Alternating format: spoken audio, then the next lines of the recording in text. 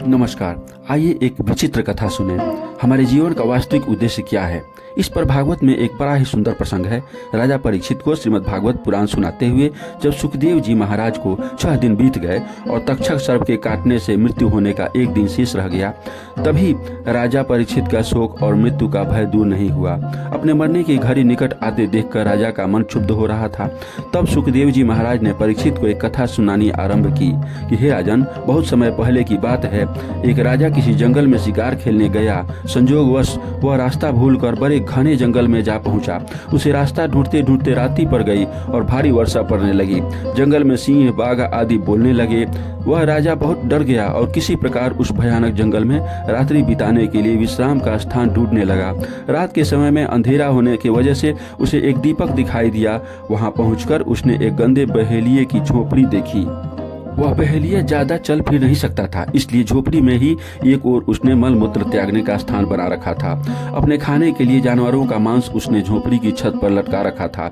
बड़ी गंदगी, छोटी, अंधेरी और दुर्गंध युक्त वह झोपड़ी थी। उस झोपड़ी को देखकर पहले तो राजा ठिठका, लेकिन पीछे उसने सिर छिपाने का कोई और आश्रय न देखकर उस बहेलिये से अपनी झोपड़ी में रात भर ठहरने का निर्देश दिया।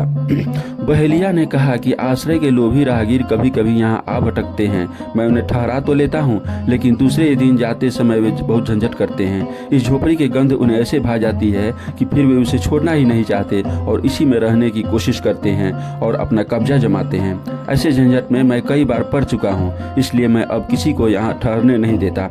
मैं आपको भी इसमें ठहरने नहीं दूंगा। राजा ने प्रतिज्ञा की कि वह सुबह उठते ही झोपड़ी को अवश्य खाली कर देगा। उसका काम तो बहुत बड़ा है। यह संजोगवश आया है, सिर्फ एक ही रात्रि काटनी है। बहेलिया ने राजा को ठहरने की अनुमति दे दी। बहेलिया ने सुबह होते ही बिना कोई झंझट किए झोपड़ी खाली कर देने की शर्त को फिर दोहराया। राजा रात भर एक कोने में पड़ा सोता रहा। सोने पर झोपड़ी की दुर्गंध उसके मस्तिष्क में ऐसी बस गई कि सुबह उठा तो वहीं पर सब परम प्रिय लगने लगा। अपने जीवन के वास्तविक उद्देश्य को भूलकर वह वहीं निवास करने की बात सोचने लगा। वह बहेलिया से अपने और ठहरने की इच्छा व्यक्त करने लगा। इस पर बहेलिया भड़क गया और राजा को भला बुरा कहने लगा। राजा को अब वह जगह छोड़ना झंझट लगने लगा और दोनों के बीच उस स्थान को लेकर विवाद हो गया। कथा सुनाकर सुखदेव जी महाराज ने परीक्षित से पूछा कि परीक्षित बताओ, उस राजा का उस स्थान पर सदा रहने के लिए झंझट करना उचित था? परीक्षित ने उत्तर दिया, भगवान, वह कौन राजा था, उसका नाम तो बताइए।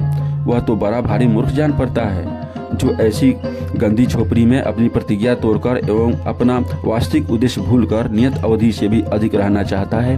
उसकी मूर्खता पर तो मुझे आश्चर्य होता है।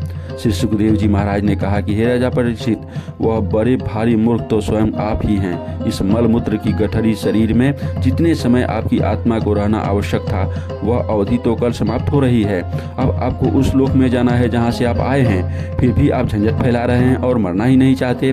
क्या यह आपकी मूर्खता नहीं है? राजा परीक्षित का ज्ञान जाग पड़ा और वे बंधन से मुक्ति के लिए सहर्ष तैयार हो गए। वास्तव में यही सत्य है। जब एक जीव अपनी माँ की कोख से जन्म लेता है तो अपनी माँ की कोख के अंदर भगवान से प्रार्थना करता है कि हे भगवान, मुझे इस कोख से मुक्त कीजिए, मैं आपका भजन सुमिरन करूँगा। और जब वह जन्म लेकर इस संसार में आता है, पैदा होते ही रोने लगता है। फिर उस गंध से भरी झोपड़ी की तरह उसे यहाँ की खुशबू ऐसी भा जाती है कि वह अपना वास्तविक उद्देश्य भूलकर यहाँ से जाना ही नहीं चाहता। अतः संसार में आने के अपने वास्तविक उद्देश्य को पहचानने और उसे प्राप्त करें। ऐसा कर लेने पर